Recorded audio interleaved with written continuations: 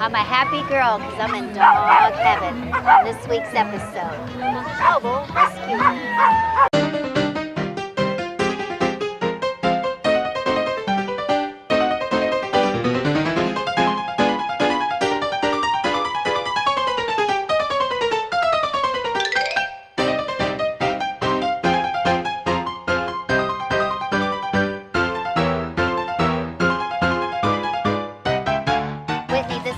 Exciting day here in Tempe, Arizona. Is this the first annual? Because I read somewhere it was first annual. Everybody keeps saying third. No, actually, we've been doing this for almost 18 years. We're just getting much, much bigger, and people are starting to know the shelter and know the walk. This is the first time, however, that we are trying to break the world record for having the largest gathering of adopted shelter animals. Will we break that record today? We're hoping. We're about 2 hours into the event and already more than halfway there. So we have to get at least 250 rescue dogs in this park today to beat that record, and we are hoping to do it. I should have brought my 3. I just rescued one 2 weeks ago. Oh my gosh, congratulations. Thank you. Her name is Stickers because she was full of them. What are some of the other things that are going on at today's event that people can know about for next year? We've got our 2K and our 5K walk that everyone can participate in. But on top of that, we've got agility, fly ball, war coursing, pictures with Santa. You can get a custom caricature made of your dog. Microchipping and ID tags, so you can get one for $6 or both of them for $10. Tons and tons of shopping, and our pet food court by Pet Club that has lots of giveaways. Gina, first question is, do you really love pigs? I do love pigs, and I kissed one and I liked it. Perfect, I've kissed a few myself. Anyway, what are we doing here? Is this the first annual walkathon? This is our third participating in this for Arizona Animal Welfare League. It is completely nonprofit. We come in here and we set up, and all our manufacturers put in co-op dollars to set up and help support Arizona Animal Welfare League. And it's all for the animals, all for rescue, all for anything they need to take care of the animals. This is about raising awareness for animals.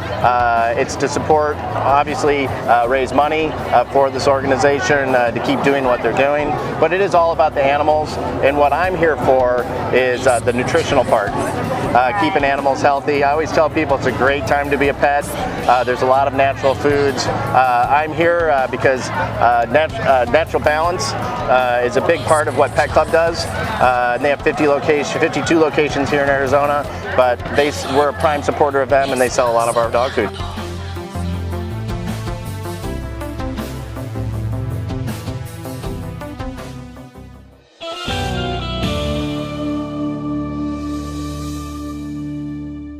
Before we get into this show, let's do a little recap on the Gilbert 23. Can you give me your point of view on what this did to you and thoughts? I'm going to be a little bit more heavy with my point of view because it's my family that died there that day. We had no idea there was a room. The room was caulked shut. It had no air. So my 2 dogs were Bernese Mountain Dogs, about 115 pounds each. And they suffered for a long time. The conditions, there was no ventilation coming in, and they say back and forth that it's whether an AC went out or not. It's not. It was absolute negligence and absolute animal cruelty to put 28 dogs in a 9x12 room with no air to breathe. So they started dying, and when they took them out, they never called for emergency help.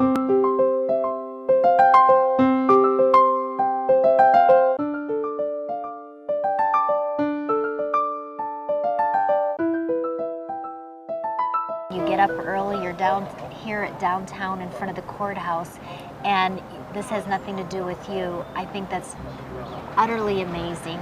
And why are you here truly? Because dogs don't have their own voices. The only voices they have are the people that support them. What happened at this Gilbert 23 was a very unfortunate, very, very preventable situation. I think it was just greed and selfishness that just, it was just a horrible thing. John, it's so great to see you again. It's been a little over a year, correct? That's correct. And we are here at the courthouse, and there was a hearing today. Can you tell me what it was about? Sure. The hearing today was a motion to remand by the defense. They're trying to send the case back to the grand jury. And some of the Gilbert 23 were here, correct? Oh, a vast majority of the Gilbert 23 were here today. A lot of people were in that courtroom. So can you talk about anything at all? Well, I can say that the defense was grasping at straws and the prosecution did a firm rebuttal to their motion, and we're confident that the judge is going to rule against the defense and allow this case to continue. Valerie, I just want to cry looking at you. Because it's been a little bit over a year. I'm so sorry. I watched the show again last night and I cried because the pain doesn't ever go away, does it? Can you please talk about that? Yeah, it is literally like an emotional roller coaster because we keep having to bring these feelings up every single time we come back to court.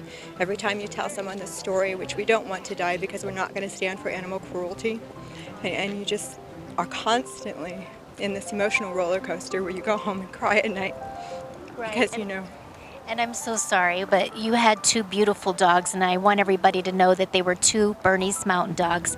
They were as much of my family as two of my kids, and I grew up with my kids, so it's a huge missing piece in our family. Absolutely. Can you tell me where you are in your life right now? We adopted a Bernese Mountain Dog who actually, he was being kenneled 5 nights a week. I've never taken a dog on a walk before that didn't have to go to the bathroom the whole time, but we have, his name is Bernie. He's like a mini me of Carson because I think his growth was stunted from being kenneled, but he's happy now. My boy loves him. We still are all missing a big piece of our lives, and because we can't come to any closure, we have to deal with it every time we come back here and every time until justice is served. All I know is this, is my heart hurts for what happened to these people. If you have a heart, you understand. This is Kimberly reminding you, this is not just a show, it's a movement. And we'll see you next time.